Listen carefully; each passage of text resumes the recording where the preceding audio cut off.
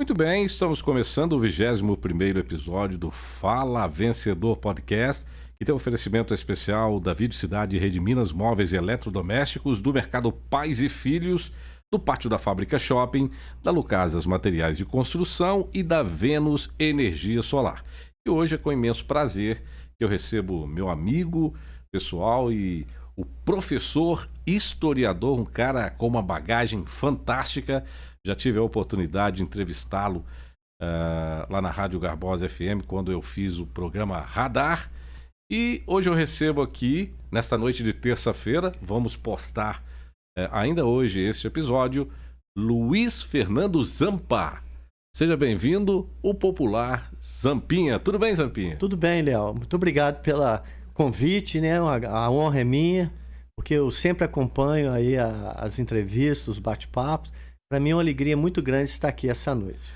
Bacana. Aliás, o Zampinha estava falando com a gente aqui fora do ar, né? Antes de a gente começar esse episódio, que ele acompanha, né?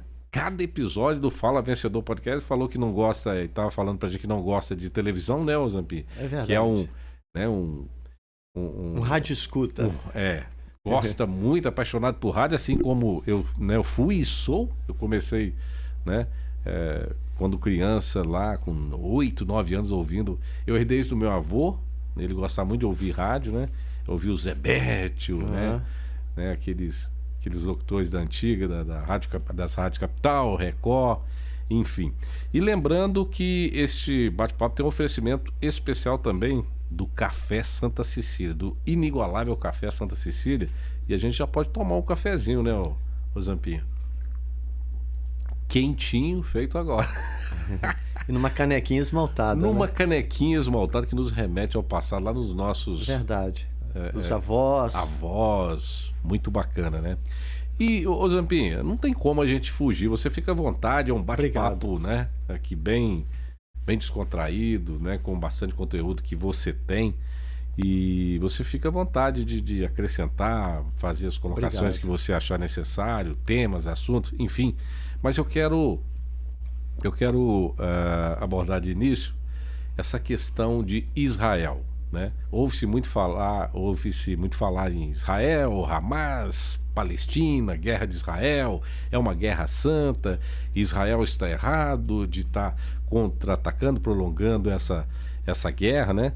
Que está aí acontecendo. Explica para a pessoa que está assistindo agora, né? O Fala Vencedor Podcast, como começou essa guerra, né? Quem é Israel? E explica pra gente aí, pra pessoa entender. Pra pessoa entender o que está acontecendo em Israel hoje, ela tem que conhecer um pouquinho da história de Israel. Se ela conhece um pouco da história de Israel, ela entende que hoje não é uma nova guerra. Hoje é mais um capítulo da guerra que está acontecendo. Mas tudo aconteceu, Léo, quando em Ur, na Caldeia, tinha uma família, um senhor chamado Abrão, e até o dia que Deus virou para ele e falou: Abrão, sai da sua terra, da sua parentela, que eu vou te fazer pai de uma numerosa nação. E eu sempre falo que Abraão, ele saiu a esposa dele, Sara, com mais alguns amigos, um sobrinho, Ló, e eles foram em busca dessa terra. E eles não sabiam aonde era a terra, sabe? Eles só tinham uma coisa, a promessa que eles iam herdar e ser pai de uma numerosa nação. E a partir do momento que ele sai da terra, ele começa a peregrinar por vários lugares até entrar na chamada Terra Prometida. E quando ele chega lá, a esposa dele não podia ter filhos, sabe? Sara, ela estéril. E Deus um dia virou para Abrão e falou: Abrão, sai da tenda e olha para o céu. Ele olhou para o céu estava estrelado e Deus reafirmou para ele a promessa. Falou: comece a contar as estrelas do céu. E ele começou a contar, 1, 2, chegava a 100, perdia a conta, voltava, ele não conseguiu contar. E Deus reafirmou a promessa: você vai ser pai de uma numerosa nação. E essa nação, Léo, é Israel. Resumindo, essa nação é Israel. Então, a partir do momento que ele entra em Israel, já começa algumas batalhas lá dentro. Então Israel é a terra prometida mesmo, É a né? terra prometida mesmo, sabe? A terra que está lá, ela não foi uma terra ocupada, foi a terra da promessa. É uma terra que Deus prometeu a Abraão. E ele chegou nessa terra, sabe? E a esposa dele, que era estéril, isso para Deus não é problema, sabe? E eles tiveram um filho chamado Isaac. E Isaac, com o passar do tempo, teve 2 filhos, Esaú e Jacó. E Jacó, por sua vez, teve 12 filhos, que são as 12 tribos de Israel. Em determinada época, Léo, para você saber como começou a perseguição contra Israel. Em determinada época, Jacó, com os 12 filhos, mas tinha um filho de Jacó que chamava José. E Jacó deu uma capa para José, uma manta para José. E os outros 11 irmãos ficaram meio enciumados com aquilo. Achava que Jacó gostava mais de José. Um ciúme, sabe? E até que um dia os irmãos eles eram agrícolas, pecuários, eles saíram para o campo e tramaram matar José, sabe? Porque eles estavam com muito ciúme de José. Os irmãos. Os irmãos. E pegaram José para matar José, só que um dos irmãos falou assim, não vão matar ele não. Tem uma cisterna aqui no deserto, vamos jogar ele na cisterna, num buraco. E jogou José naquele buraco, sabe? E foram embora, mas nisso, quando eles estavam saindo, estava passando uma caravana para o Egito. Então eles tiveram a ideia de fazer o seguinte, vão vender então José como escravo. Não vão deixar ele não, vão vender ele como escravo. Vamos ganhar ainda alguma recompensa. E venderam José como escravo para o Egito, e José foi vendido como escravo. E os irmãos, quando chegaram na casa dele, eles mataram um animal, um cabrito, aspergiram o sangue naquela capa que o pai deles, né, Jacó, havia dado para eles. E o pai, como já era velhinho, e falaram assim, olha, um animal feroz matou José, aqui está a capa dele. Sabe? Então essa foi a história que eles contaram. E José foi vendido como escravo para o Egito. E essa escravidão chegou a um ponto que o faraó, né, o principal do Egito, ele teve um sonho. E nesse sonho, ele mandou chamar todos os adivinhos eu falo Império Egípcio, mas a civilização egípcia lá na época dos faraós, ele mandou chamar todos os adivinhos, né, e os magos, e ele virou e falou o seguinte, eu tive um sonho, não vou revelar o sonho, eu quero saber o que eu sonhei, a interpretação do sonho. Os adivinhos, né, falaram, não, ninguém consegue adivinhar um fato desse. Aí o copeiro do rei, ele ficou sabendo que estava no cárcere preso José. E falou assim, tem uma pessoa que está presa, sabe? É o padeiro do rei. Tem uma pessoa que está presa que ele pode interpretar sonho. O faraó manda chamar ele. Chamou José. José foi na frente de faraó. E José falou assim, não, eu não tenho condição de interpretar sonhos, não. Mas se Deus me der, eu vou te falar o que você sonhou, a interpretação. E naquela noite Deus deu o sonho, a interpretação para José. José volta na presença do faraó e falou assim, olha, você sonhou com 7 vacas gordas e 7 vacas magras. E a interpretação é o seguinte, 7 vacas gordas vai haver 7 anos de fartura na terra. Se você guardar o alimento, você vai ter o alimento para sustentar não só o Egito, mas todas as nações próximas. Porque depois vão vir 7 anos de vacas magras. E aconteceu isso, sabe? E o faraó falou exatamente o que eu sonhei. Então, a partir de agora, você vai ser, abaixo de mim, a pessoa mais importante do Egito. Como se fosse um primeiro-ministro. Sabe? E José começou a administrar, sabe? Nos 7 anos de fartura, guardou alimentos para o Egito em silos, né, para dispor para as outras nações. Quando chegou os 7 anos de vacas magras, ou seja, fome na terra, os povos que estavam ao lado ficaram sabendo que no Egito tinha comida. Então eles começaram a vir para comprar mantimento, comida, né, os grãos no Egito. E um desses dias, Jacó, ele mandou os filhos ir para o Egito buscar alimento. E os filhos foram no Egito. Quando chegaram lá, né, o irmão deles, José, era o primeiro ministro do Egito, aquele que eles tinham vendido como escravo. O José. E ele não se deu a revelar para os irmãos, porque ele já estava diferente, com a roupa, né, típica do Egito, já estava falando a língua egípcia. E quando os irmãos chegaram, ele começou a fazer pergunta com um tradutor, só que ele estava entendendo tudo, sabe? E ele perguntou: de onde que vocês são? Nós somos da terra de Israel. Quem é o vosso pai? Nosso pai é Jacó. Quantos filhos que ele tem? Ele tem 12. Mas por que está faltando um? Porque ele morreu. E estava conversando com ele, sabe? E na conversa, né, José ficou emocionado e se revelou aos irmãos dele. Eu sou o seu irmão. Eu sou o irmão. Aí mandou buscar o pai e falou: não preocupa não. Por quê? Porque José, ele tinha um coração bom, não um coração vingativo. Então, com isso, José e a família dele foram muito bem tratados dentro do Egito.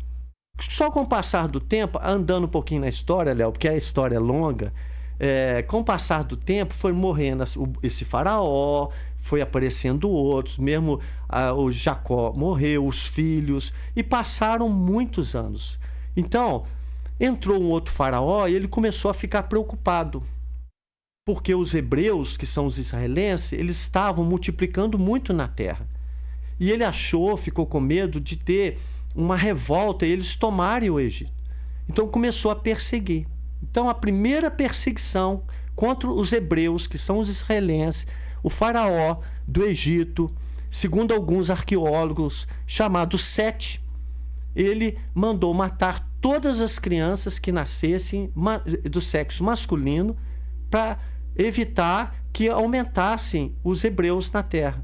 Então, qual era a ordem? Pegar as crianças e julgar dentro do rio Nilo para os crocodilos. Essa foi a primeira perseguição, sabe? E uma dessas crianças que nasceu, a mãe da criança, sabe, escondeu o filho. Até que um dia não tinha como esconder mais. Ela fez uma cestinha, colocou a criança na cestinha, lançou nas águas do Nilo, e a irmã da criança, do bebezinho, ficou observando aonde ia aquela cestinha. E nesse dia a filha de Sete, do faraó, viu a cestinha agarrada na margem do rio Nilo, mandou as servas buscar a cestinha, gostou da criança e começou a criar a criança. E essa criança é Moisés. Olha só. Foi aonde que Deus levantou Moisés, sabe?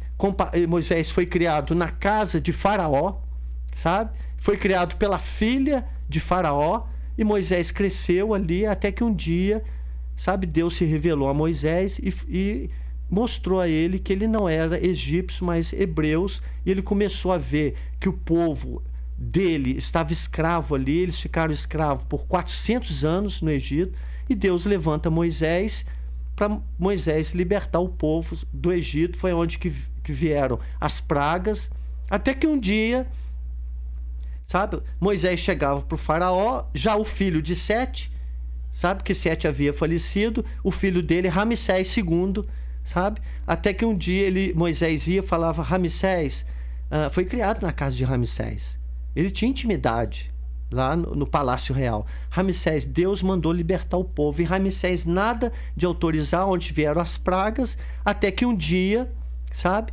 veio a última praga, e Ramsés manda Moisés embora com aquele povo, e sai Moisés com o povo. Não havia um exército, era um povo, era senhores, era mulheres, era crianças. E quando Moisés, com aquele povo, os idosos, mulheres, crianças, enfim, eles estavam saindo do Egito, a hora que eles olharam para trás, vinha Faraó, que tinha arrependido de dar ordem, manda matar o povo no deserto. Inclusive Moisés. Inclusive Moisés todo. Todo mundo. Ali ia acabar o povo hebreu, o povo israelense. E Quando Moisés olha para trás, o exército de Faraó vindo, o exército mais poderoso da terra. Quando ele olha para frente, o Mar Vermelho diante deles. Moisés só tinha uma única opção: olhar para o alto. E ali ele viu, né, que ali havia solução. Não tinha uma outra atitude. Não tinha uma outra atitude. Ele olhou para Deus. Ele levantou os olhos para os céus e Deus falou: Moisés, não temas. Toca o cajado nas águas do mar. E quando ele toca o cajado nas águas do Mar Vermelho, as águas do mar abriu e eles puderam, os israelenses, atravessar o Mar Vermelho. Não foi a maré que abaixou, o mar abriu mesmo. Parou as águas do mar, eles atravessaram como uma estrada dentro do mar. E quando eles estavam chegando o último do outro lado, vinha o faraó com os soldados, né, com a guarda. Passando também no mar. Passando no mar. E quando o último hebreu e o último israelense chega do outro lado, as águas do mar fecham. Então, aí começa a perseguição, sabe, Léo? Depois, com o passar do tempo... E do outro lado era exatamente Israel. Não, do outro lado era a Península do Sinai. Península do Sinai. Não tinha entrado na terra ainda. Sim. Moisés, ele não entra na terra. Sim. Sabe? E eles ficaram 400 anos escravos no Egito e ficaram 40 anos andando na Península do Sinai, no deserto, na região da Arábia, enfim. E por quê? Porque o povo, eles estavam falando o seguinte: Moisés, você tirou a gente do Egito para comer areia e terra no deserto? Essa península hoje seria? Península do Sinai. Península é o nome atual, né? Península do Sinai, que pertence hoje ao Egito. Ao Egito. O próprio Egito. Sim. Sabe? Apesar que eles saíram da terra, né, atravessaram o mar e eles ficaram andando na península do Sinai. Até que depois de 40 anos rodando no deserto, o povo murmurando, sabe? E Deus levanta um outro líder, sabe? Moisés, ele não sei como é que eu vou falar essa palavra, morreu, faleceu, sim, né? Enfim. E Deus levanta um líder chamado Josué. Josué que entrou na terra. Sabe, havia ali o Rio Jordão, separando a Jordânia, a atual Jordânia, do território de Israel. E havia o Rio Jordão. Então, Deus vira para Josué e falou assim: você vai entrar na terra, sabe? E resumindo a história, que a história é muito grande. Josué tinha algum parentesco com Moisés, não? Não tinha parentesco, não tinha, fazia parte do povo. Estava naquele povo que saiu do Egito. Saiu do Egito, exatamente. E Josué... Por que Josué? Porque Moisés, ele levanta 12 israelenses, sabe? 12, para percorrer a terra, para ver como era a terra. Vai lá na terra, dá uma espiada na terra. E foram os 12, entraram na terra e rodaram a terra de Israel e voltaram com notícias. Desses 12, 10 falaram assim: Moisés, nós não temos condições de entrar nessa terra. A terra tem cidades fortificadas. Eles são guerreiros. Nós vimos até gigantes. E o povo ficou desanimado com aquilo. Então Israel já era habitado. Israel já era habitado. Por quem? Pelos cananeus. Sim. Entendeu? Quem são os cananeus? São os povos que viveram em Israel e eles tinham cidades lá dentro. Uma delas, Jericó, sabe? Tinha várias cidades, não era um país, eram como se fosse cidade-estado. Sim. Sabe? Já estava ocupada a terra pelos cananeus. Então, 10 volta da terra e fala: nós não podemos entrar, que a terra ela é toda fortificada, eles são guerreiros, nós vimos gigantes. Mas Josué e um outro chamado Caleb, eles viram as cidades fortificadas, viram os guerreiros, viram até gigantes. E viram a possibilidade de estar lá. E viram a possibilidade de estar lá. Sabe o que eles falaram? Olha, a terra é boa, ela mana leite e mel. Os dois trouxeram um cacho de uva que precisaram dos dois carregar esse cacho de uva. Nós vamos entrar na terra, porque a terra é boa. Então, o que Moisés falou? Nós vamos entrar na terra. E levantou Josué, um dos que viram o gigante. Mas eles viram a possibilidade e viram que a terra era boa.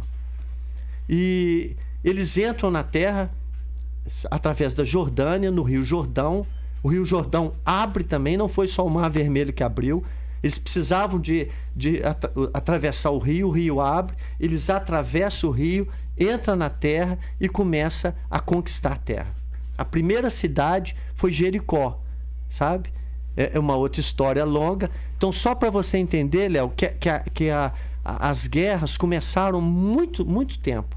E depois vieram os reis de Israel. Davi, há 3.000 anos atrás, ele conquista Jerusalém,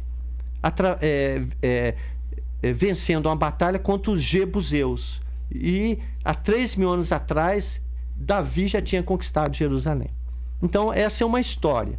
E de lá para cá, né, Israel se tornou a terra prometida. É a terra prometida. A partir do momento que Abraão entrou lá, Abraão pisou na terra, antes mesmo dos 400 anos depois que Moisés entrou. Abraão já estava lá. Eles só saíram da terra, Léo, por causa da fome. Mas Abraão chegou na terra. E avançando para os dias de hoje, sabe? Israel foi invadido várias vezes. Uma das invasões foi do Império Romano, há 2.000 anos atrás. Os romanos, eles entram, eles tomam Israel, sabe? Foi na época de Jesus, há 2.000 anos atrás, e eles perseguem, eles entram em Israel com mão forte, sabe? Escravizando a população e dominando a terra. Até que 70 anos depois de Cristo, os judeus, os israelitas, por que judeus? Eles falam judeus. Porque dentre as 12 tribos de Israel, tem uma tribo que é a tribo de Judá, são os filhos de Judá. Judá é um dos filhos de Jacó. Então, a região de Judá ficou chamando Judéia. E quem morava nessa região ficou chamando judeu. Só que hoje eles generalizam Israel toda, ele é judeu, sabe? Mas na verdade, judeu é quem era da Judéia, sabe? São os israelenses. Então, os romanos, 70 anos depois de Cristo, os judeus fazem uma rebelião. Os romanos, eles expulsam os judeus da terra, que é chamada diáspora. Eles foram espalhados para a terra inteira e a partir desse momento eles saíram da terra, apesar que ficaram poucas pessoas na terra. Aí começou a perseguição, muitos foram para a Europa, para Portugal, para a Espanha, sabe? E sempre foi um povo perseguido, desde Faraó 7, depois as batalhas lá dentro, e o rei Herodes, quando Jesus ele nasce, aquele fato dos chamados 3 magos. Eles vão lá visitar, viram a estrela, né? Foram guiados pelaquela estrela que havia nascido ali o Messias, o Salvador.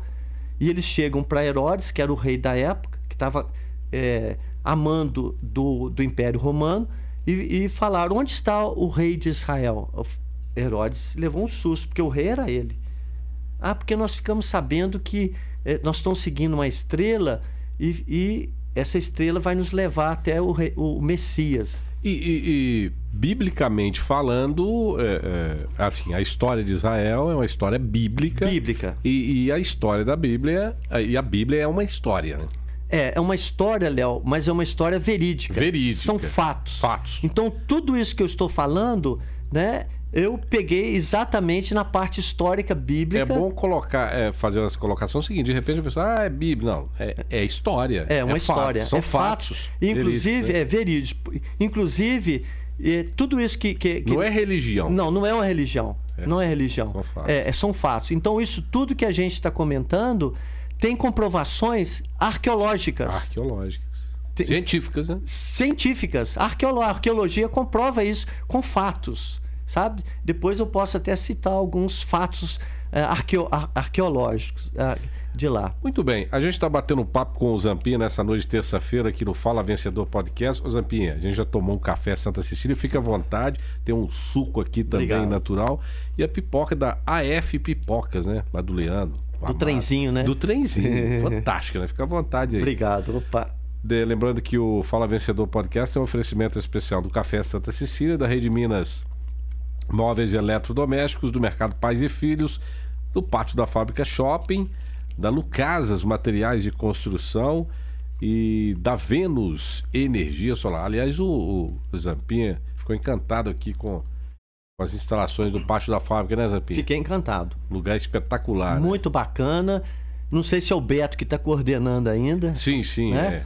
O Beto é uma pessoa bacana, foi meu aluno de francês. Olha só que bacana. Verdade, Então, Beto, sucesso aí, tá sempre aí no Pátio da Fábrica. Muito bem. Ô Zampinha, então você falou da história de Israel, lá dos fatos bíblicos lá de trás, desde Moisés, Faraó, enfim. E aí vamos chegando um pouquinho agora mais recente, essa guerra que se instalou hoje. Tem muita coisa pra gente falar, tá? Tem, a Vou história te explorar longa. bastante aqui. Aí, você, antes, porém, da gente entrar nesse propriamente dito, nessa guerra que está acontecendo agora, que na verdade já foram vários conflitos. É um capítulo da guerra. É um capítulo, né? Mais uma batalha, né? Mais uma batalha. Você já esteve em Israel algumas vezes, conhece bastante Israel. Conta um pouquinho, como é que é a cultura de Israel, como é que é o povo, como é que é o dia a dia lá da... Então, Léo, só para concluir o raciocínio anterior, e o Herodes ficou sabendo que o rei de Israel tinha nascido e manda matar, igual o faraó do Egito, as crianças na região de Belém. E aí outra perseguição contra os israelenses. Até que os romanos expulsam os israelenses da terra, os judeus da terra, os hebreus da terra. Foram espalhados para o mundo inteiro, sabe?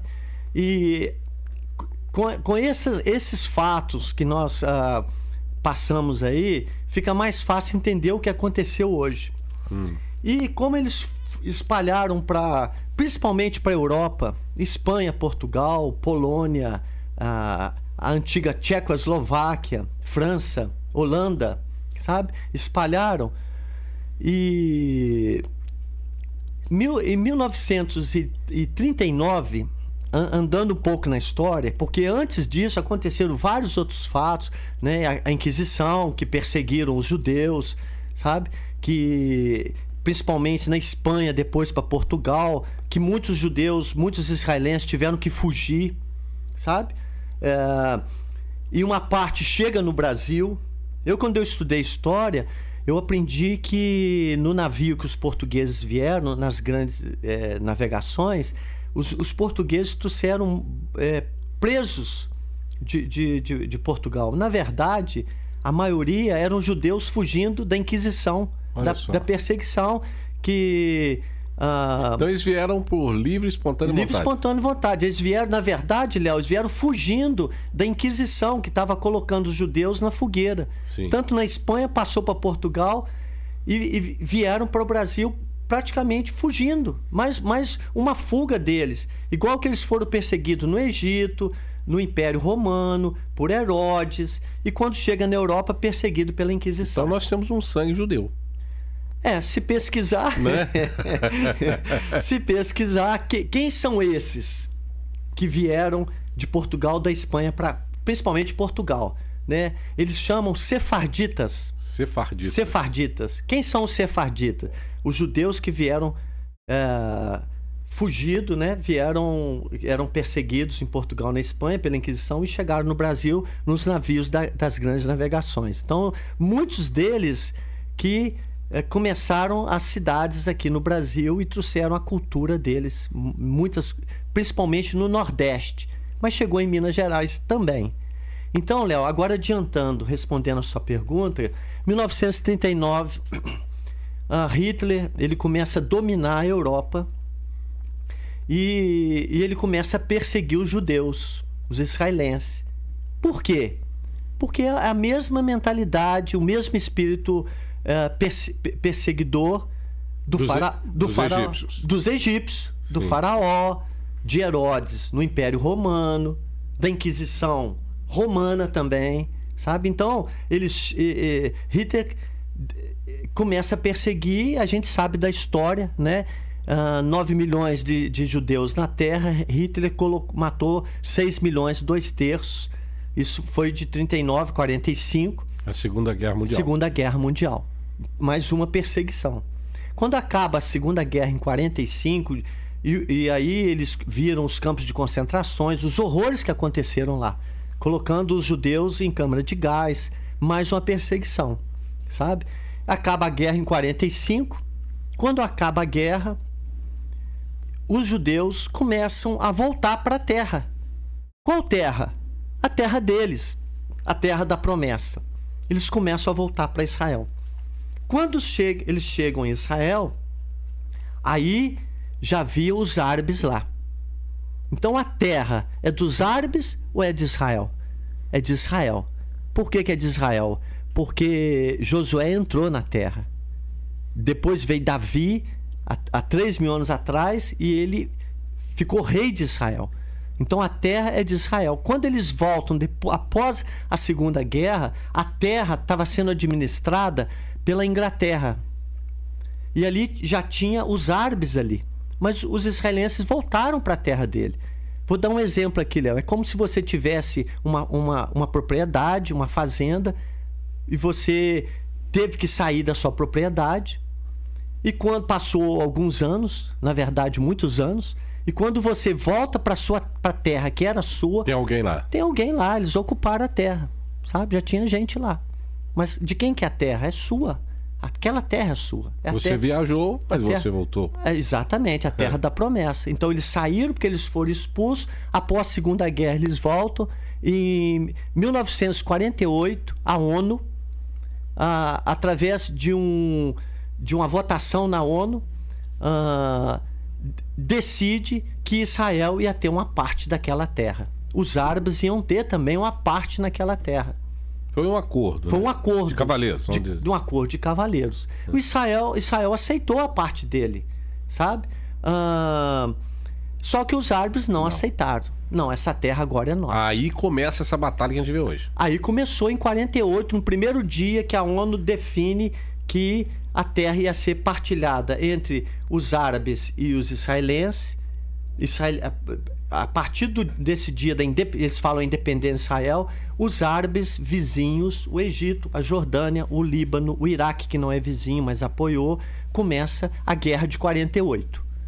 Israel vence a Guerra de 48, sabe? Como é que vence uma guerra de 48 se em 45 quase que a população toda foi aniquilada na Segunda Guerra Mundial? É uma pergunta interessante. E venceu a Guerra da Independência de 48. Quando foi em 1967, houve a chamada Guerra dos 6 Dias. Porque Israel o povo já estava prosperando na terra, já tinham lá as cidadezinhas, já tinham as plantações, eles conseguem plantar trigo e milho no deserto, é uma coisa impressionante. E em 67, os vizinhos novamente, liderados pelo Egito, Jordânia, Síria, Líbano, Iraque, resolve o que o Hitler não fez, resolve acabar com o resto da população, aniquilar o resto da população, a mesma ideia de Faraó, do Império Romano, da Inquisição Romana. Só que Israel, em 6 dias, vence mais uma parte da guerra. Novamente, né? É a Guerra dos 6 Dias. Então, Léo, agora responde... Isso em 1967. 67. 1967, a Guerra dos 6 Dias. Então, Léo, agora respondendo a pergunta que você fez, eu já tive a Israel 3 vezes.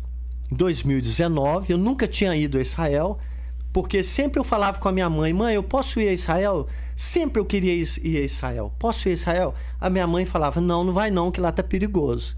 E eu sempre obedeci, sabe, Léo? Tanto o pai quanto a mãe, eu obedeci a mãe, não tocava a ideia para frente. Quando foi em 2019, eu falei, mãe, pode ir a Israel? Ela falou, pode. Eu falei, opa, agora eu tô indo. Agora eu vou. Peguei minha mochila, sabe, Léo? Eu gosto de viajar com mochila. Eu não viajo excursão de turista. Eu acho muito bacana, só que para mim é meio complicado viajar com excursão de turista, sabe? E grupo de turista. Eu peguei minha mochila, nunca tinha ido, não tinha ideia nenhuma como é que andava lá. Foi com a cara e coragem. Apesar que, como você, no início aí do programa, né, falou que eu sou um historiador. Na verdade, eu não sou bem um historiador, sabe? Mas eu adoro história. Então, quando eu cheguei lá na Terra, 2019, peguei o avião e cheguei no aeroporto Ben Gurion International Airport. Cheguei lá e quando eu cheguei lá, eu nem sabia sair do aeroporto. Mas eu já conhecia a história de Israel.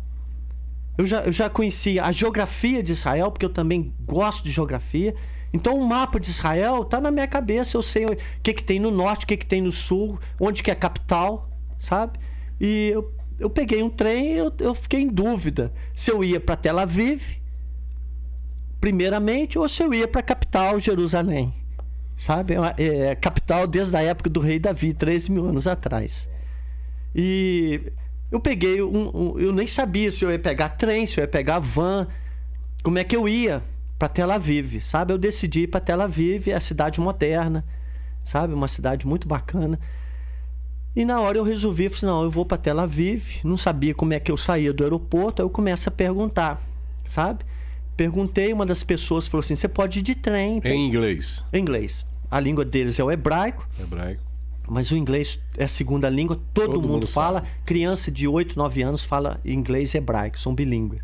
Peguei o trem, cheguei em Tel Aviv, uma cidade muito bacana, sabe?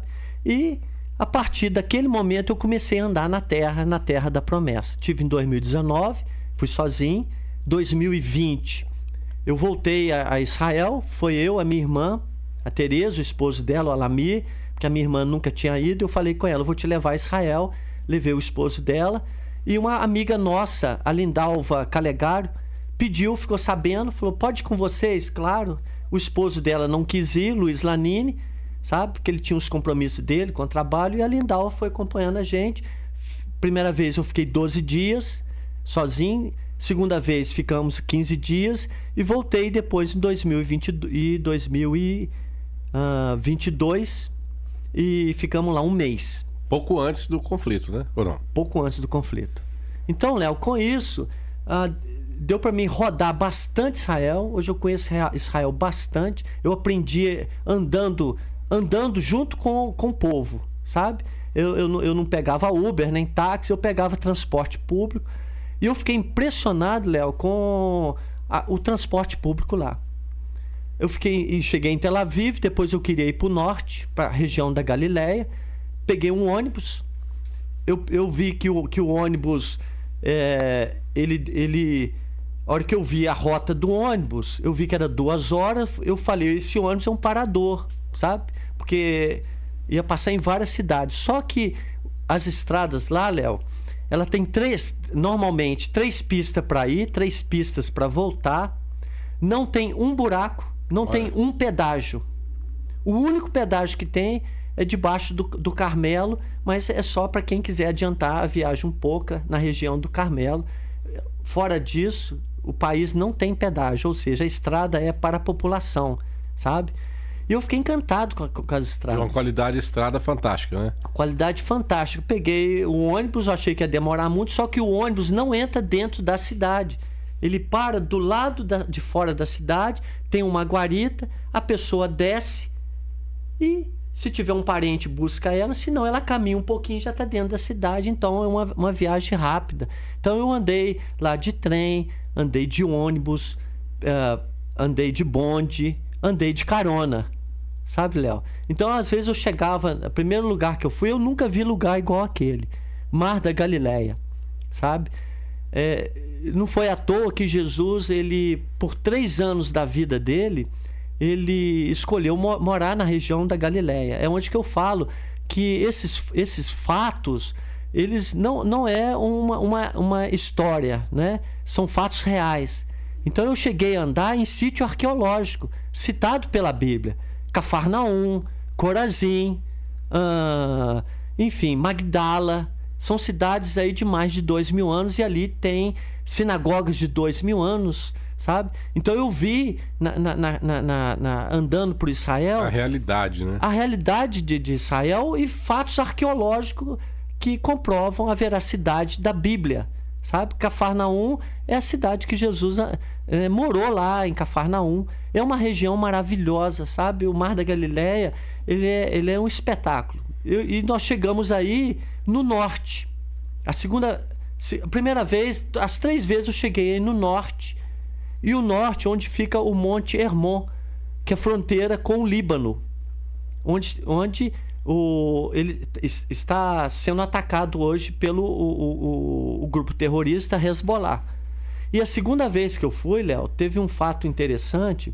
Nós alugamos um carro, estava eu, a minha irmã, o esposo dela, amiga nossa, alugamos um carro e estava nas colinas de Golã. De repente, uma estrada muito boa, nós escutamos um barulho no carro e o carro até tremeu. Eu falei assim, alguma coisa bateu nesse carro. Aí eu pedi o Alami para parar o carro, ele parou, eu saí do carro, olhei se tinha batido alguma coisa no carro. É praticamente impossível, porque são 3 pistas, não tem um buraco, não tem pedra na estrada. Olhei, não vi nada, andamos mais 200 metros, outro barulho, o carro até tremeu. E olhei de novo, parou o carro, olhei. Depois andamos mais uns 2 quilômetros, ouvimos o mesmo barulho, só que mais baixo. Aí nós entendemos.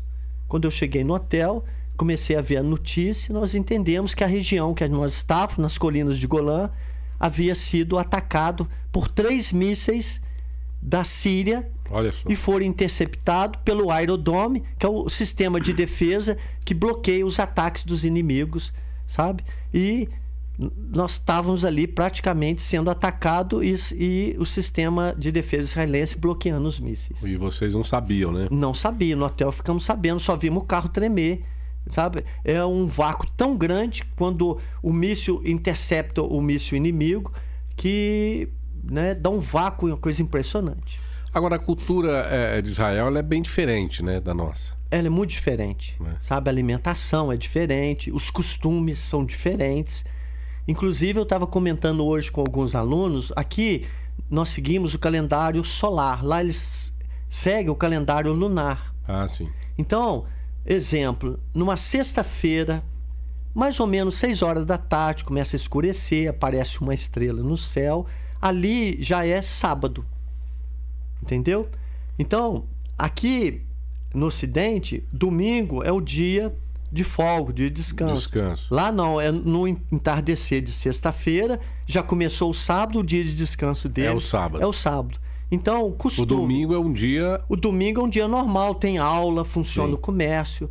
E no sábado, fecha restaurante, fecha lanchonete, os ônibus não transitam no país, os trens também não, sabe? Para o país para descanso. É o chamado Shabá, é o dia de descanso deles. Então, os costumes são diferentes do nosso, mas muito bacana, muito interessante.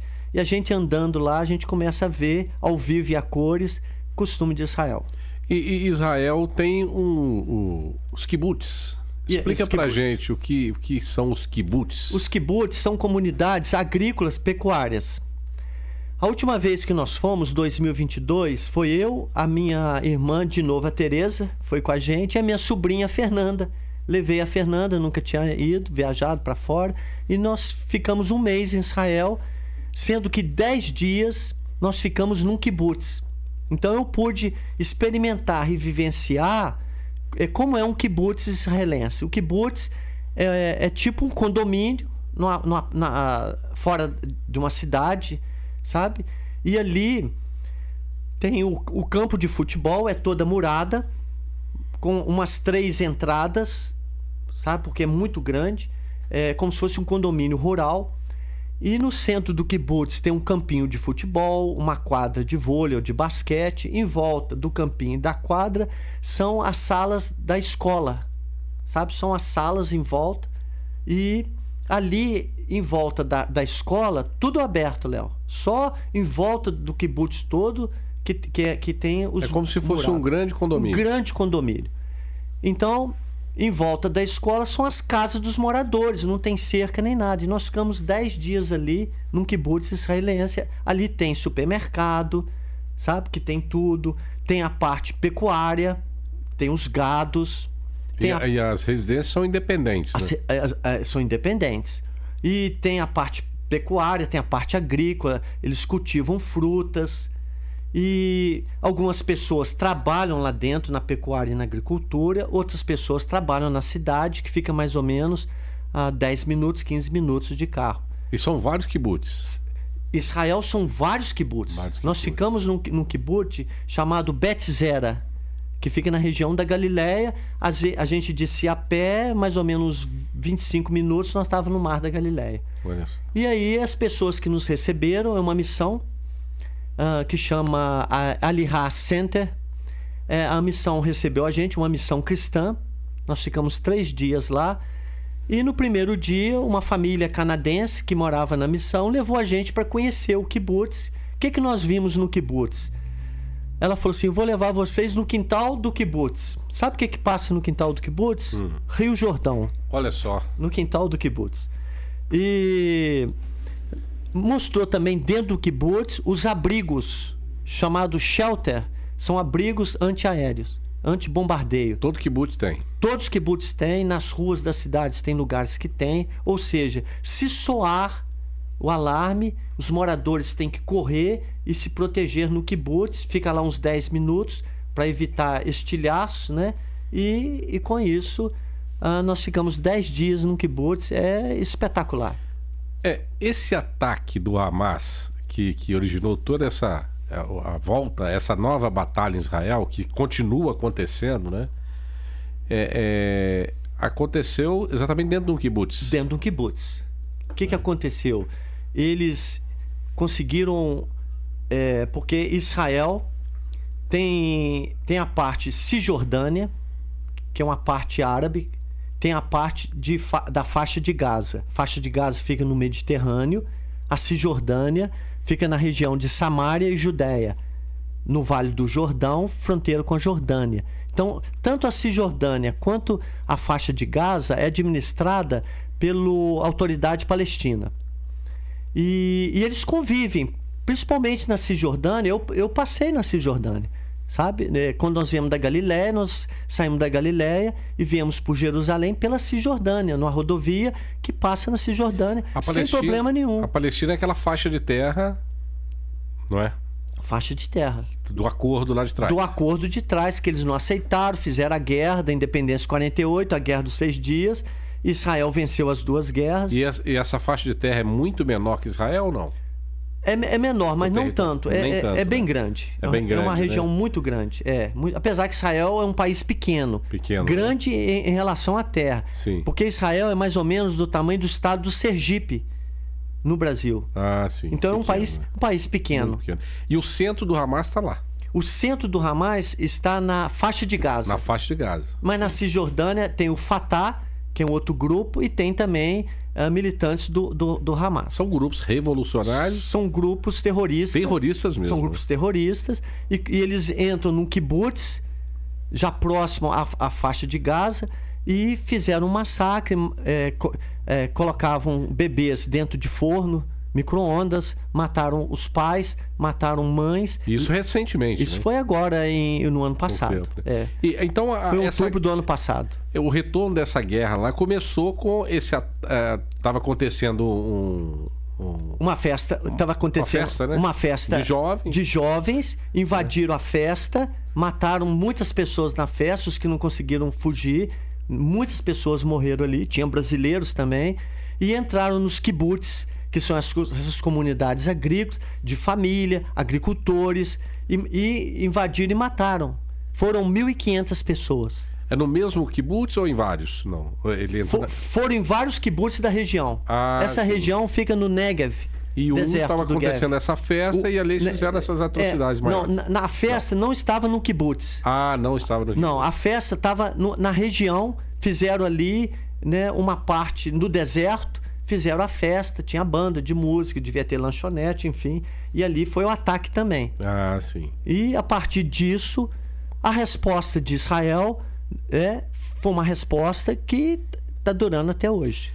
Faz quanto tempo que é essa guerra? Foi 7 de outubro do ano passado. Então ela vai completar um ano agora. Eu te pergunto, muita gente criticando Israel, né? A minha visão não é essa visão que eu tenho, né, como cidadão e tal. Mas Israel tá matando inocentes. Infelizmente, uma guerra, inocentes perdem a vida. É verdade. Né? Agora, se você imagina quem começou tudo isso, foi exatamente o Hamas. O Hamas, porque a terra estava aparentemente tranquila. Eles convivem, os árabes com os israelenses. A minha forma de pensar é o seguinte: se Israel não fizesse essa contraofensiva, né, o que ia acontecer? Eles iam dominar, eles iam partir para cima. Exatamente. O que ia acontecer, Léo? Ia acontecer o que Hitler fez na Segunda Guerra Mundial. Na época, Israel não tinha um exército. Hoje, Israel tem um exército poderoso. Poderoso, né? Poderoso. E ele, o Benjamin Netanyahu, ele manda o recado: olha, a gente vai até o fim. Isso. Né? Exatamente.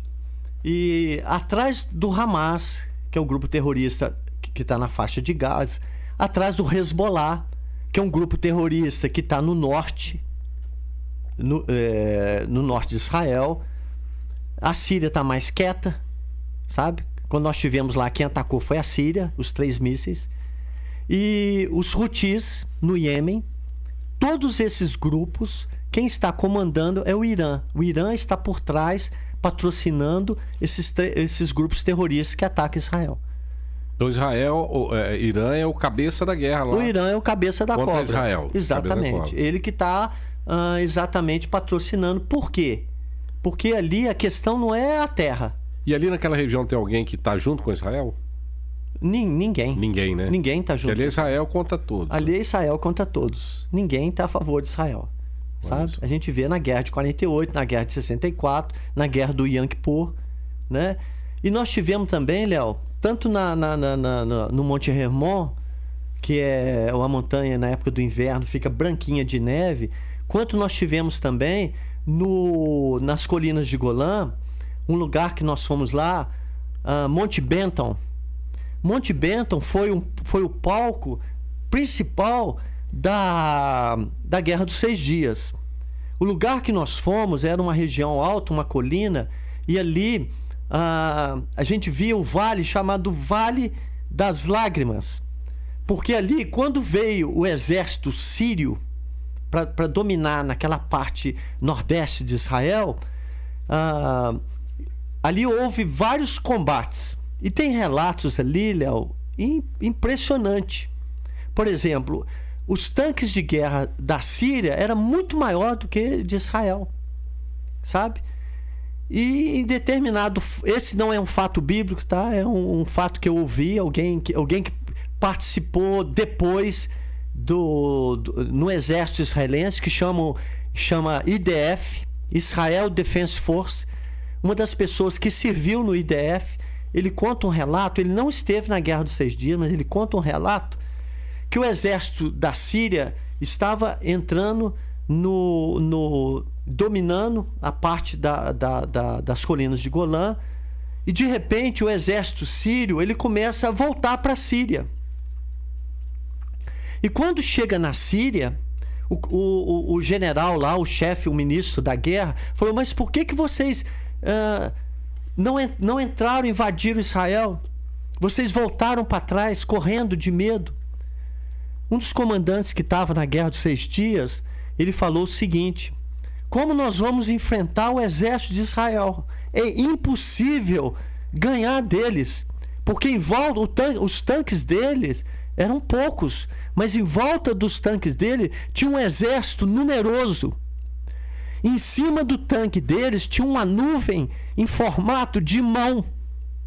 Ou seja, o mesmo Deus que tirou o povo do Egito, o mesmo Deus que livrou o povo da fúria romana, o mesmo Deus que livrou o povo da Segunda Guerra Mundial, da perseguição da Inquisição, é o mesmo Deus que deu a vitória. É uma guerra que, a nível de estratégia militar, até hoje eles estudam como Israel venceu uma guerra em 6 dias.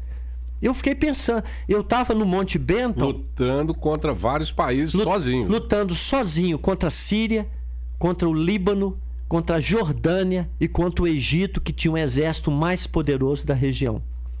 O Egito mobilizou o exército e já estava na Península do Sinai. Israel, no amanhecer, eles tinham poucos aviões e contra-atacou o Egito. 90% da força aérea do Egito nem alçou voo, foram destruídos por terra pelas forças aéreas israelenses. Então, eu fiquei pensando, falei, puxa Deus, eu estava no lugar onde aconteceu o Vale das Lágrimas, no Monte Benton, Colinas de Golã. E eu assentado naquela região, vendo ainda os bunkers, onde os soldados se refugiavam, escondiam, protegendo de bala. Eu falei, puxa Deus, em 6 dias? Aí me veio a passagem de Gênesis. Deus criou o mundo em 6 dias e no 7º ele descansou. Deus venceu uma guerra em 6 dias, no 7º ele simplesmente deu descanso. E Israel exatamente venceu a guerra em 6 Israel dias. venceu a guerra em 67, sabe? E hoje a mesma coisa. Esses bunkers, eles vêm... Desde quando existem esses bunkers, né, em Israel? Esse que eu tive lá foi antes de 67, foi na Guerra de 48. São esses abrigos, né? Não, esses bunkers que eu fui era trincheira de guerra. Trincheiras. Trincheira de guerra. Trincheira de guerra. E esses bunkers que tem hoje nos kibbutz são mais recentes para proteger os civis. Os abrigos, São né? os abrigos antibomba. Ah, tá. E esses são mais recentes, né? São recentes. São mais recentes. Ô Zampinha, como é que você vê hoje esse conflito aí de Israel contra esses grupos terroristas? O que eu e vejo... todos esses países ali no Oriente Médio. Isso. Hoje em dia, Léo, a Jordânia, por exemplo, está entregue com Israel. Fizeram um acordo de paz em 67. Sabe? E esse acordo de paz, ele... Dentre as partes acordadas, o lugar mais sagrado de Israel é no Monte Moriá, o Monte do Templo, onde ficava o Templo de Salomão, que foi destruído por Nabucodonosor, onde ficava o segundo templo, eles falam o Templo de Herodes, na época de Jesus, que foi destruído pelos próprios romanos na revolta de 70, depois de Cristo. E esse lugar hoje ele foi tomado pelos árabes, onde tem aquela cúpula dourada de ouro. Ali é uma mesquita muçulmana.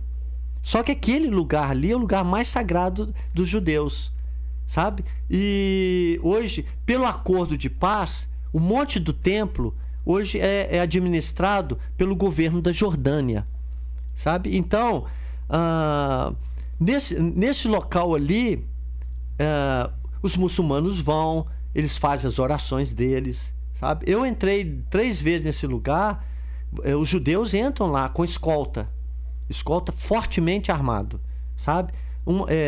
As 3 vezes eu vi a escolta lá. Eu não preciso de escolta para entrar lá, mas uma das vezes eu acompanhei a escolta, sabe? É muito interessante. Então, como eu vejo a guerra hoje? Como o Irã está por trás do financiamento, patrocinando os grupos terroristas, e como nesses últimos... Vou te falar hoje como é que está a situação lá. Hoje é o seguinte, o Irã está ameaçando tirar Israel do mapa, atacar Israel, junto principalmente com o Hezbollah do norte. É um grupo terrorista que dominou o Líbano, infelizmente dominou o Líbano, sabe? Tomou o Líbano. E o Irã falou que vai riscar Israel do mapa. Ele tem esse poderio? É um exército muito forte, é um país, né? Muito forte. E tem também Mas eles não têm essa capacidade. Tem, né? Por que eles não têm a capacidade? Porque a mesma mão que livrou Israel na guerra dos 6 dias, que os inimigos viram, sabe, uma nuvem em formato de mão, a mesma mão que tirou o povo de Israel do Egito, da escravidão de 400 anos, é a mesma mão que abriu o Mar Vermelho para eles ultrapassar. Então, Israel, Léo, eles têm a proteção do Deus Altíssimo. É um país cujo Deus... O Deus de Israel é o Deus Altíssimo. É a terra da promessa. É a terra da promessa. Porque Deus quis dar aquele pedaço de terra, um pedaço pequeno, a Israel. Então, hoje, o Irã quer riscar Israel do mapa. Mas não vai conseguir. Não vai conseguir. Agora, você acha que essa guerra vai se prolongar ainda por muitos e muitos meses? Ou, na sua visão, o que você imagina que possa acontecer? A notícia de hoje, Israel ele respondeu à ameaça do Irã. Ele falou o seguinte: se o Irã atacar, Israel vai atacar. Até hoje o Irã não atacou, ele só está financiando. O Irã atacou no mês passado, mandou 500 mísseis com drone suicida, mandou 500. E todos foram interceptados pelo Iron Dome. Coisa impressionante. Poucos caíram na terra. O Irã tem a bomba atômica. O Irã, ele tem usina nuclear. A usina nuclear. Com o objetivo de fazer a bomba atômica, com o objetivo de riscar Israel do mapa. Se tem ou não, há uma incógnita. Mas qual foi a resposta de Israel? Israel falou o seguinte: se o Irã atacar, Israel vai atacar os portos, vai atacar o aeroporto, vai atacar a usina nuclear, vai atacar a base econômica do Irã, são o petróleo. Vai atacar todos a região industrial petrolífera do Irã. Ou seja, o Irã vai voltar na Idade da Pedra. Então o Irã está pensando muito se ele vai fazer esse ataque ou não. Agora, Israel tem condição de fazer isso? Tem. Israel não está de brincadeira, né? Não está de brincadeira.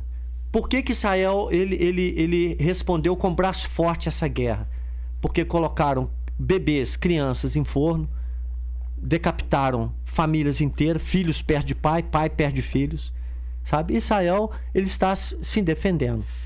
A gente conversa com algumas pessoas no dia a dia e, né, é a minoria, mas tem gente que é contra as ações de Israel, né? Essa contra-ofensiva. A maioria é contra. Mas o que a gente, não é? Mas o que eu penso? Se Israel não tivesse contra-atacado, hoje praticamente poderia ter desaparecido do mapa. Pelo menos o seu povo. É o que o Hitler quis fazer, Léo. Não é? Porque, poxa, aquela máxima da cerca podre. Poxa, eu ataquei aqui. Amanhã eu vou atacar lá. Não fez nada, então eu vou atacar ali. Aí mandou uma resposta. Sim, não. E ele. Israel falou: não, nós vamos acabar com esses grupos terroristas. Exatamente. Nós vamos acabar. E é o que está acontecendo. Agora, infelizmente, vidas inocentes são perdidas, mas infelizmente. Agora, por que continua até hoje, Léo? Só pergunta. Vai demorar essa guerra? Isso. Por que continua até hoje? Porque tem reféns israelenses ainda em poder do Hamas na faixa de Gaza. A partir do momento que eles entregar os reféns e depor as armas, acabou a guerra. Essa é a questão. E você acha que eles não vão entregar tão fácil? Não vão entregar. Eles não vão entregar. São muitos reféns, não? Eles falam que tem mais ou menos uns 150. Eu, pessoalmente, acho que tem poucos. Brasileiros? Tinha brasileiro, mas foi encontrado morto depois. Morto, encontraram um brasileiro morto. E naqueles ataques iniciais, brasileiros foram mortos, né? Tinham pessoas, cidadãos de vários países, sabe? A maioria israelense, é claro, mas de vários países, inclusive brasileiros. E agora, Israel conta com apoio geográfico aí muito forte, né? Pelo mundo afora. Na verdade, na região, o apoio geográfico ele não tem nenhum. Na região, não, mas assim, Estados Unidos. Os Estados Unidos, o atual presidente, ele fica um pouco em cima do muro, porque vai ter eleição, ele não pode contrariar aqueles que são contra a guerra. Ao mesmo tempo, há muitos israelenses, né? Na verdade, os judeus que fundaram Nova York, tem muitos bancários lá e tem lojas de israelense lá. Uma das lojas, quem gosta de tecnologia, olha aí na internet, chama BH Foto Vídeo. Ah, é? BH Foto Vídeo é uma foto de israelense em Nova York, já estive lá, né? Uma coisa bacana, impressionante. 3 andares de tecnologias. Olha só. Agora, os Estados Unidos sempre criticaram o Irã por conta da usina nuclear. Né? Inclusive é chamado pelos americanos de eixo do mal. Eixo do mal, Eixo do mal. Olha só. Então, eles ficam em cima do muro, né? Da mesma forma, eles não querem a guerra, mas também... Não querem a guerra, mas não vai abandonar Israel. Vai deixar Irã crescer? Vai deixar Irã crescer, e Israel é a única democracia no Oriente Médio. Muito bem. Ô, Zampinha, já tem 1 hora e 10 minutos, mais ou menos, que a gente está batendo papo Só aqui. sobre Israel, né, Léo? Só sobre Israel, um papo super bacana. A gente tem uma audiência fantástica aqui em São João e cidades vizinhas, Juiz de Fora. Também lá na capital mineira, a gente recebe mensagem no Rio. Enfim, pelo Rio Grande do Norte, por esse Brasil todo. Vira e mexe, a gente recebe a mensagem: poxa, tava assistindo seu podcast, que bacana. E eu queria que você falasse um pouquinho de você, só para, né, sair um pouco da guerra, né? É verdade, o internauta, a pessoa que está em casa assistindo aí, agora, pô, quem é esse cara que conhece tanto aí de Israel, tá falando da guerra com tanta propriedade? Quem é o Luiz Fernando Zampa? Fala pra gente. Eu nasci aqui em São João, sou natural de São João. Meus avós, por parte de pai, são descendentes de italiano. Meu avô e a minha avó vieram da Itália. Meu avô é da província de Verona, minha avó também. Meu avô é de Albaredo d'Adide e a minha avó é de São Bonifácio. Meu pai é Orlando Zampa, minha mãe é a Creuza de Mendonça Zampa, minha mãe professora, o pai bancário, sabe? Eu cresci aqui na cidade e estudei aqui na época no Instituto Barroso, o chamado Ginásio do Sobi. Famoso Sobi, famoso, eu Sobi. E lá, Léo, foi onde que eu tive meu primeiro emprego. Um dia o Sobi, a esposa dele, a dona Dila, né? E ela ligou para casa e falou: Zampa, o Bi tá precisando de falar com você, ele tá lá no ginásio. Eu estudei Fundamental 1, chama Fundamental 1 hoje, do 5º ao 9º ano. Na época era... hoje é do 6º ao 9º ano, na época era o 5º ano. E fiz o ensino médio também no ginásio. O Sobi virou para mim. Na época eu estava fazendo faculdade em Juiz de Fora. De Direito. Direito. Isso. E estava estudando lá no 3º ano, cheguei no ginásio, o Sobi falou: Zampa, eu estou precisando de um professor de Direito e Legislação Trabalhista no curso técnico e de administração, e eu gostaria de contar com você. Eu falei: Sobi, eu nunca dei aula, sabe? Apesar da minha mãe ser professora, eu nunca dei aula. E eu não tenho, assim, experiência de dar aula. Ele falou comigo: Zampa, eu não estou perguntando se você tem experiência. Eu falei: ô Sobi, eu acho que eu não vou ter condição de dar aula, sabe? Ele falou assim: não estou perguntando isso, eu estou te convidando para dar aula, o livro está aqui, os horários estão aqui, você pode começar amanhã. Sabe o que eu achei bacana, Léo, do Sobi? Pai do Zé Carlos Barroso, sim, né? E do Paulinho, da Tereza, né? Enfim, uma família bacana, Maria Amélia. E eu achei bacana que hoje em dia, quando a pessoa vai trabalhar em algum lugar, a primeira pergunta que eles fazem, né, passa às vezes por uma parte lá de entrevista, né, a primeira pergunta que fala: qual é a sua experiência profissional? Eu não tinha nenhuma, né? Mas o Sobi, ele não estava preocupado com a experiência profissional. Ele me conhecia, que eu fui aluno lá, ele conhecia a minha família, o pai, a mãe. E ela é aquela pessoa que tinha visão, né? Tinha muita visão. Sabia que você tinha capacidade. Ele viu em mim uma capacidade que às vezes nem eu mesmo estava vendo. Ele enxergou, Sobi é uma pessoa bacana. E eu comecei a dar aula lá no ginásio e foi meu primeiro emprego. E eu passo em frente ao ginásio todo dia, carinhosamente, né? A gente chama de ginásio, e eu vi que tá tendo uma reforma lá, que eu tô impressionado, bacana, não conheço lá dentro, né? Depois de que eu saí de lá, e parece que tá ficando muito bonito lá. Foi meu primeiro emprego. Hoje eu sou professor de inglês, eu tenho um cursinho de inglês, Zampa English School. Francês também? Francês, infelizmente, não, que eu não tenho tempo de pegar francês. Mas é professor de francês também. Eu já dei aula de francês também, dei aula de espanhol aqui em São João e falo um pouco de italiano, né? Que eu consegui a nacionalidade e cidadania. Você também deu aula em outras instituições aqui, Polivalente? Dei aula no Polivalente. De quê? Dei aula no Polivalente de geografia, apesar que eu não sou formado.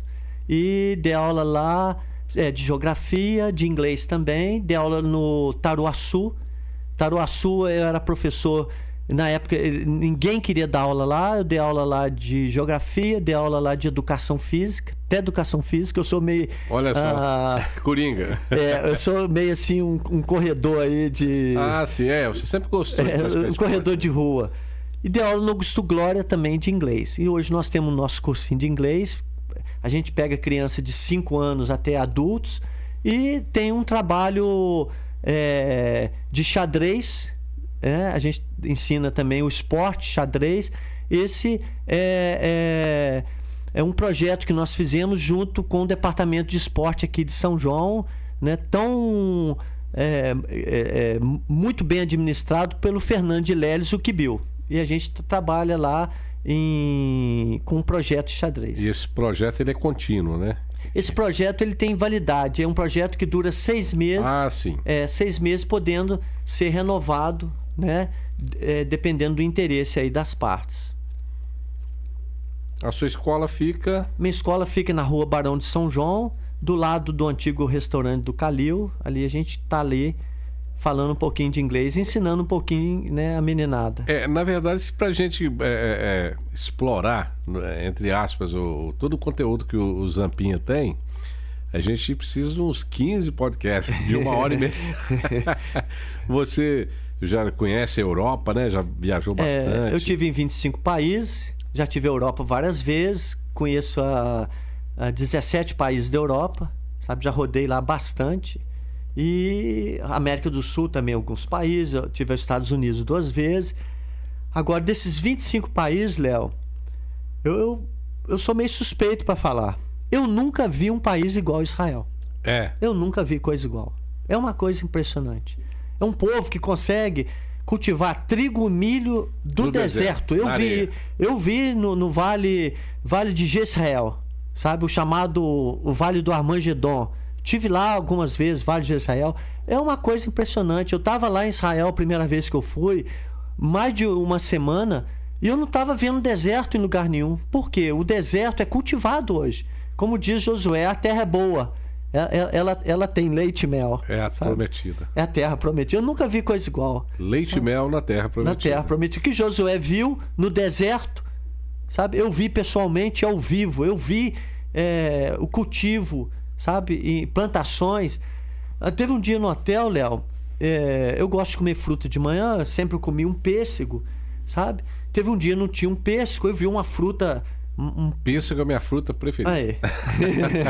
Eu também gosto de pêssego. E todo dia eu comia um pêssego lá no breakfast de Jerusalém, capital.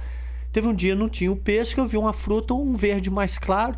Eu falei, eu vou experimentar essa fruta. Eu comi um pedaço da fruta. Eu falei, não, que fruta é essa? Nunca comi uma fruta tão... era um pêssego.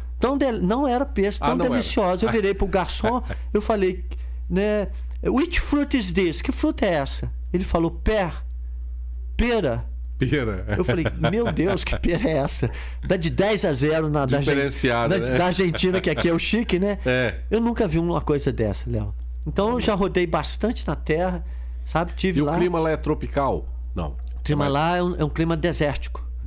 É um clima quente e desértico. Poxa, para produzir pera... É por isso que é a terra da promessa, né? Por isso que é uma terra abençoada, sabe? Eles têm sistema de irrigação, sabe? Que eu vi lá, eu vi a cores. E é uma coisa impressionante. Tecnologia super avançada, né? Israel é um país de primeiro mundo. Essa tecnologia usada aí nesses GPS aí do ICE, né? Israelense, sabe? É um país de primeiro mundo. Ô Zampinha, eu já tive a oportunidade de assistir uma palestra sua quando eu era adolescente. Lá no Polivalente. Eu tinha acho que 14. Então foi uma época. Lá. Eu não sei se foi a primeira vez que você visitou a Europa. Primeira vez. Acho que foi. Aí você. Uma coisa que me marcou. Eu tinha 13, 14 anos, hoje acho que é 14. Hoje vou fazer 52, agora dia 28. Quem quiser mandar um presente, fica à vontade. Congratulations, God bless you. Congratulations. Então é o seguinte, você, na época, você explanou lá sobre a sua experiência, suas viagens, enfim. Aí você falou uma coisa que eu não me esqueço. Que eu não esqueço sobre a cultura da França. Não sei se eu estou errado. Você falou da cultura lá do hábito deles comprarem pão na padaria, que lá não se embrulha, né? Não embrulha. Como é que é isso? Na França é o pão mais gostoso que eu comi, né? O baguete, que é o pão de sal, e o croissant, que é o pão em formato de meia-lua. O baguete é essa bisnaga, seria? O baguete é a bisnaga, mas é um trigo que eu vou te falar, é uma coisa. Mas como é que eles levam? Como é que você... eu já vi, é o melhor pão que eu já comi até hoje. Agora, se você pensar, eu estava até comentando... Mas não embrulha. Não embrulha. Se você pensar onde o pão andou, você não come. Então você não pode pensar. Você come sem pensar onde que o pão andou. Eu já vi baguete, chega na boulangerie, que é padaria em francês, e você compra o baguete, eles pegam o baguete e te dão na mão. Aí você leva, você pega o baguete e leva, você coloca ele no banco do carona, do passageiro. Debaixo do braço, você põe no banco. Eu já vi baguete passeando no banco do carona de carro. Então, sem nenhuma proteção. Sem nenhuma proteção. Quando eu chegava lá, eu queria um pão, então eu pedia para embrulhar o pão. Eles pegavam o saquinho de pipoca, fazendo propaganda aí, né? Lá do trenzinho. A pipoca do trenzinho, a pipoca do Leandro. Do Leandro, abraço Leandro, né? Aí os filhos, aí a família toda, a menina dele estuda comigo lá em inglês, a Mariana, minha aluninha de inglês. Abraço pra Mariana também. Verdade. Então eu pedia para embrulhar, eles pegavam um saquinho tipo de pipoca e colocavam a baguete. Só um pedacinho. Só um pedacinho, você segurava e ia para casa. Mas é um delicioso pão. Então no ônibus eles colocam assim... Coloca no assento, no banco do carro. Olha só. E eu estudei francês com franceses, sabe? Primeira língua que eu aprendi o francês, aprendi com o francês, aprendi, na verdade, a base com a dona Glorinha Torres. Morava ali em frente, não vou fazer propaganda, morava ali perto da pracinha do Coronel. Inclusive a gente tem uma biblioteca que leva o nome da Glorinha Torres. Foi minha professora. Tive a oportunidade de ser gestor da biblioteca aí. Ah, que bacana. Então, Léo, e eu estudei francês com franceses, eu estava lá na casa em Toulouse, primeira viagem que eu fui a Israel, e eu quis cutucar um pouco a cultura deles. E eu virei para uma das minhas professoras lá, fiquei hospedado 15 dias na região de Toulouse. Eu virei para uma das minhas professoras, eu falei, engraçado aqui em Israel, só para cutucar a cultura deles. E olha a resposta. Na França, eu estava em Toulouse, na casa dos professores de francês, e o sudoeste da França. Aí eu virei para a professora e falei, engraçado aqui na França eles não embrulham pão. E ela já morou no Brasil. Ela falou, pior é no Brasil. Que eles jogam o papel do pão no chão. Olha só. Eu adorei a resposta, que é verdade. Ótima, é verdade. Né? Agora, essa é fantástica. Essa é chique. Agora chique. Tem uma outra máxima, eu não sei se é crendice e tal, mas popular. O perfume francês, todo mundo sabe que são os melhores. São os melhores. Assim, são incomparáveis. São incomparáveis. Né? Se você, não tem verdade. Jeito, não tem como comparar. Não tem como comparar. Não. Você pega o melhor perfume do Brasil, é brincadeira. É brincadeira. Agora, aí há aquela crendice de que os perfumes franceses são os melhores exatamente por eles não gostarem de tomar banho. É isso? É verdade. É verdade. Então isso é um fato. É um fato. Eles não tomam banho todos os dias. Não sei todos eles, né? Mas de uma forma geral é verdade. E por isso desenvolveram os melhores perfumes. Talvez seja o motivo, né? Não é? Agora, né, eu tava lá, eu tomava banho todos os dias e eles achavam estranhos. Por eu tomar banho todos os dias. Que sabe? interessante. E outra coisa também lá é na parte de refeição. No almoço, a primeira coisa que serve, eles não colocam igual a gente aqui, pelo menos algumas famílias que me receberam lá, eles não colocam igual nós colocamos na mesa. Vai almoçar 11 horas, meio-dia por aí, coloca o arroz, feijão, a salada, uma carne, um macarrão, e você vê tudo na mesa e pega o que você quiser. Lá não é assim. Lá a primeira coisa, eles servem a sopa todos os dias. Serve a sopa, depois que você tomou a sopa, eles pegam a vasilha da sopa, levam lá para dentro, pegam os talheres, levam lá para dentro, vêm com pratos rasos e colocam, às vezes, uma salada. Acabou de comer a salada, eles levam a salada lá para dentro, que sobrou, e às vezes vem com uma carne. Aí você acabou de comer a carne, às vezes eles levam, trazem uma massa, cada hora vai colocando uma coisa. Depois, no final da refeição, eles colocam o cafezinho, né? Fazendo propaganda agora do Café Santa Cecília. Eles colocam o Café Santa Cecília. Santa Cecília. Alguém leva para lá. Alguém leva para lá. Então, você toma um cafezinho, ó. Até tomar um Café Santa Cecília, né? Abraça a família toda lá, Ana Paula, né? O Jacques, né? Enfim. O Flávio, a Juliana, um abraço. A família toda. E acabou de tomar o cafezinho, eles servem uma fruta, coloca lá, às vezes, umas 3 frutas, uma maçã, um kiwi, uma pera. Acabou de comer a fruta, eles vêm com uma caixa, com chocolates, aqueles tabletinhos de chocolate. Você pega lá uns 3. Antes do chocolate vem o queijo. Então tem uma sopa. É um ritual ali. E depois o chocolate? Não, primeiro é a sopa, depois é a salada, sim, a salada, depois a carne, depois uma massa, depois você acabou a refeição, você toma um cafezinho, depois vem o queijo, sabe? Olha só. O queijo, eles colocam uns 10 tipos de queijo, aí coloca muito. Isso assim, nos Todos restaurantes os dias. ou Não, em casa? Em casa, Todos É a os cultura deles. Todos os dias, Léo, no almoço e na janta. Olha só. Todos os dias.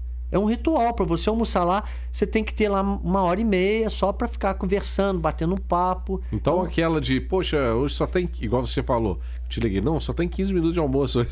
Não existe lá. Ontem eu só tive 15 minutos, lá é 1h30. É o lugar que a família reúne.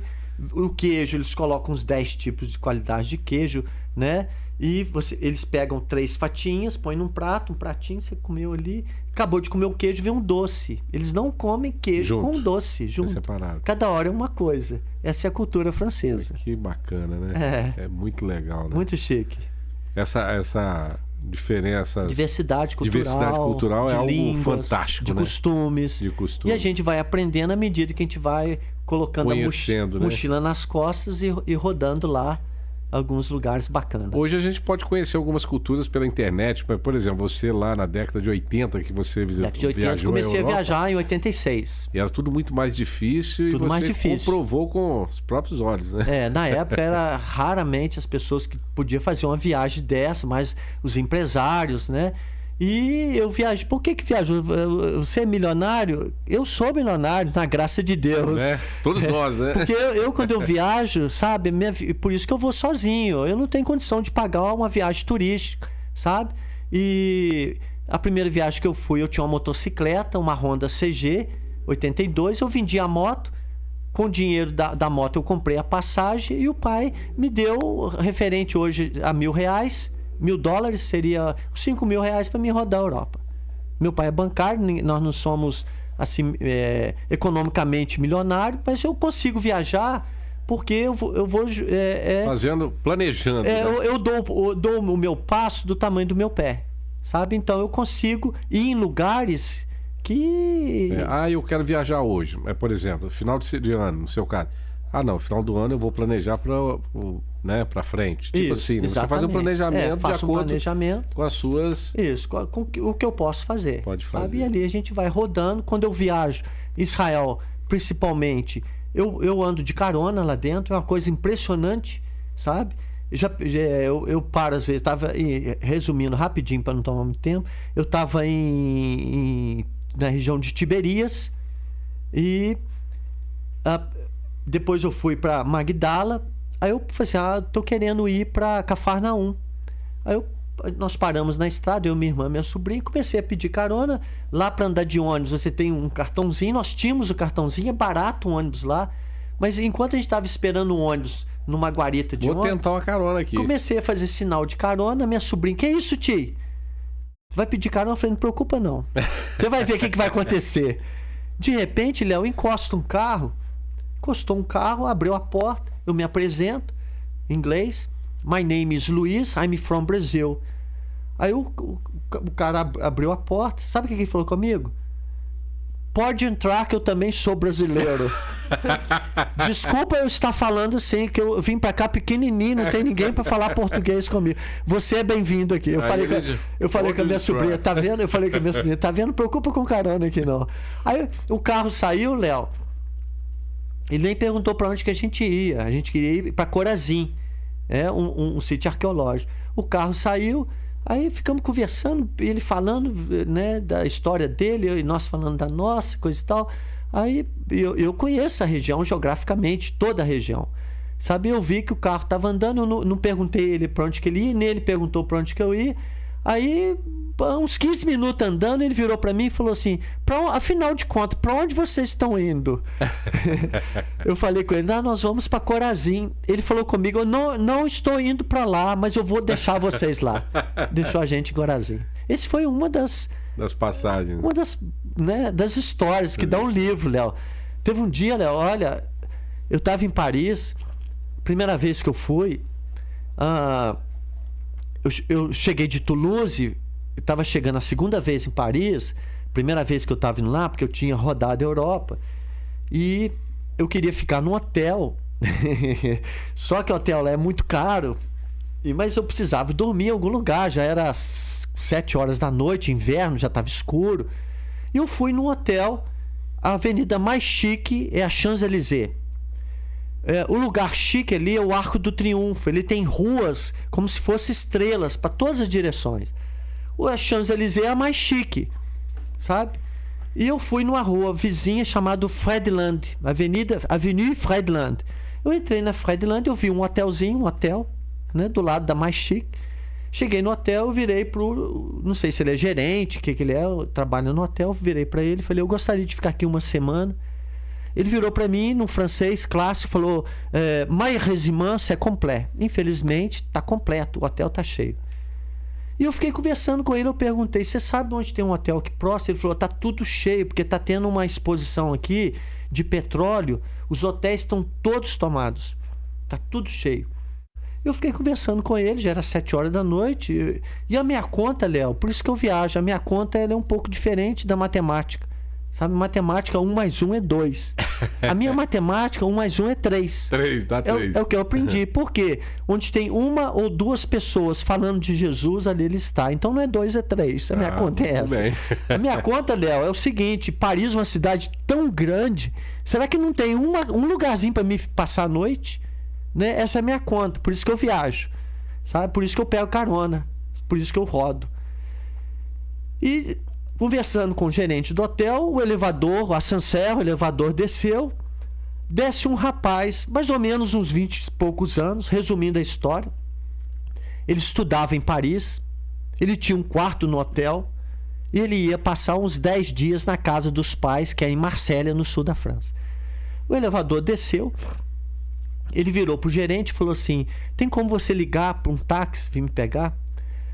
E o gerente ligou e falou, espera um pouquinho que o táxi já vai chegar daqui a uns minutinhos. E como ele viu, conversando com o gerente, ele percebeu o meu sotaque, que eu não era francês, ele virou para mim e falou, quel est votre pays?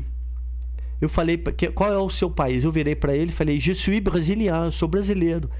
Ele falou assim, ce n'est pas possible, não é possível. Vous êtes de la terre de Ayrton Senna e Nelson Piquet. Aonde falou? Você é da terra do Ayrton Senna e do Nelson Piquet? Eu falei, sou. O cara me abraçou do nada. Que isso, olha só. Ele era simplesmente... provisão divina, né? É a conta, né? Simplesmente, Léo, ele era apaixonado pelo Senna e pelo Piquet e eu gostava do Alain Prost, francês. Apesar que o meu número 1 no Fórmula 1 é Senna. E o Alain era rival do Senna. O Alain é rival do Senna. E ele me abraçou, Léo. Ele virou para mim e falou, o que você veio fazer aqui no hotel? Eu falei, eu gostaria de ficar aqui uma semana, que na outra semana eu tô voltando pro Brasil, mas os hotéis estão todos cheios. Ele falou, não tá não. Eu tenho um quarto aqui no hotel, aqui, virou pro gerente, pegou a chave, falou assim, aqui é a chave do meu quarto, ele vai ficar no meu quarto. Olha só. Isso acontece comigo. Ou seja, eu fiquei hospedado de graça, gratuitamente, 0800, em Paris, na Avenue Fredland, do lado da Champs-Élysées, o chique do chique. Olha só. Né? Então as coisas, por isso que eu viajo, não sou milionário. As coisas acontecem dessa forma, né? As coisas acontecem dessa forma. Esse daria uma história, Léo. Que bacana. Ô Zampinha, a gente está no finalzinho do nosso bate-papo. Só quero fazer um outro comentário com você. Fazer uma colocação aqui. Certa vez, o mundo passa por uma transformação muito grande. A gente estava conversando fora do ar aí sobre a internet, coisa e tal. Hoje, você fazer um curso superior ou uma pós-graduação não te garante mais um bom emprego, um bom salário. Verdade. Você precisa ter aquela veia empreendedora. Quando eu falo aquela veia empreendedora, não é só para você abrir um negócio, mas para você ter aquela... Uma visão, né? Uma visão de saber os caminhos, igual você... Poxa, você pensa e...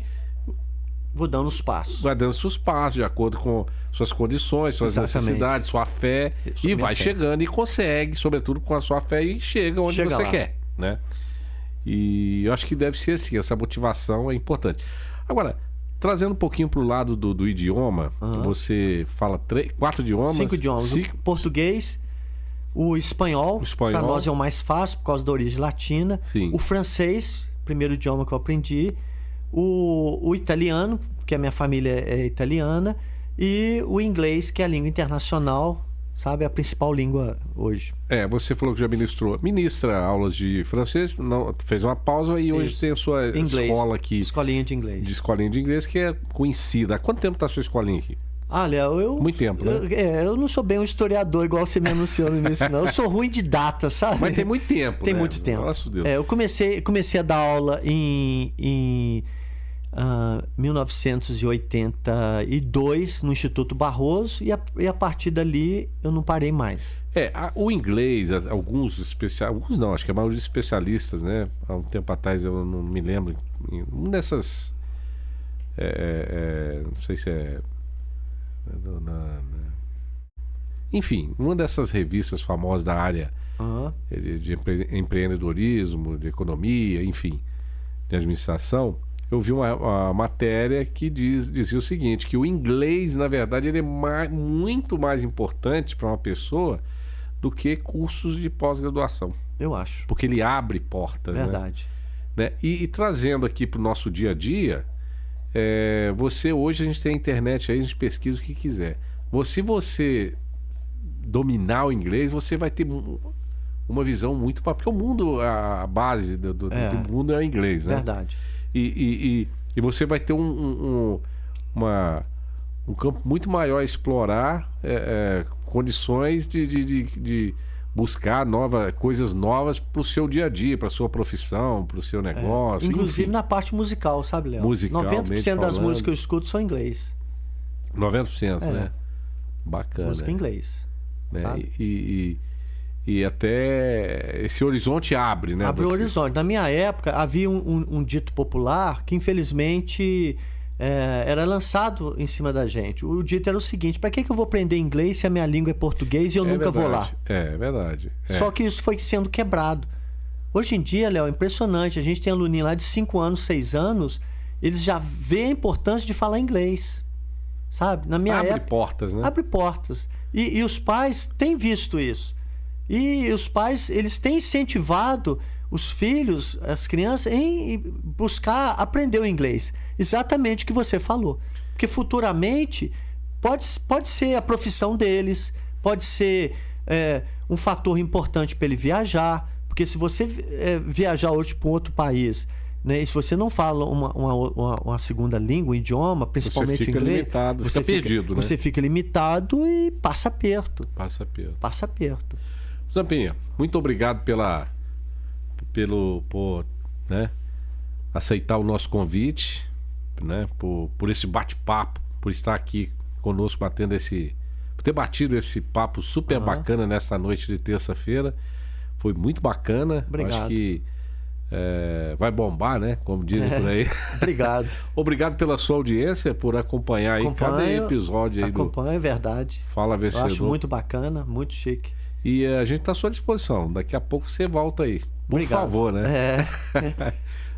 Eu deixo aí a nossa bancada. Eu falo que essa bancada aqui é super democrática, para você fazer as suas colocações finais aí. Isso. Finalmente, então, eu gostaria de deixar para todos aqueles que estão acompanhando a gente aí um versículo da Bíblia, que é o Salmo 121, versículo 1. Fala assim: eleva os olhos para os montes, de onde me virá o socorro? A gente precisa muito... Isso que nós estamos conversando aqui, o Léo, ele frisou muito bastante. Não é uma religião, sabe? É uma questão de fé, sabe? Quando a gente tem fé no Deus dos impossíveis, muitas coisas que nós não temos condição de fazer, Deus faz para nós, sabe? A gente tem experimentado isso no dia a dia, sabe? E esse salmo ele é muito bacana. Eleva os olhos para os montes, de onde vai vir o meu socorro? De onde me virá o socorro? É o Salmo 121, versículo 1. Ou seja, os montes, às vezes, não é o Hermon, o Monte Hermon, Israel, nem o Carmelo, sabe? Nem as montanhas da Judéia, sabe? Nem o Aconcagua aqui na América do Sul. Os montes, às vezes, são os montes de problemas que, às vezes, vêm para tentar derrubar a nossa vida e, às vezes, são intransponíveis. Igual o Everest, o Himalaia. Então, às vezes, nós enfrentamos situações que tem montes mesmo cercando a nossa vida. E o salmista fala: eleva os olhos para os montes, de onde me virá o socorro? Eu imagino que ele deve ter refletido um pouquinho e depois ele teve a resposta. Ele fala assim: o meu socorro virá do Senhor, que fez os céus e a terra. A resposta do que eu estou precisando, ela vem do Senhor, que fez os céus e a terra.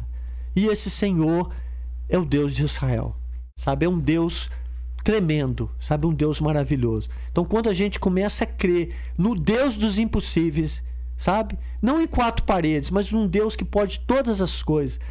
A nossa vida, ela começa a ter algo diferente, que você sabe que você é limitado, mas que você passa a crer num Deus, que ele é o Deus dos impossíveis, o Deus que pode todas as coisas.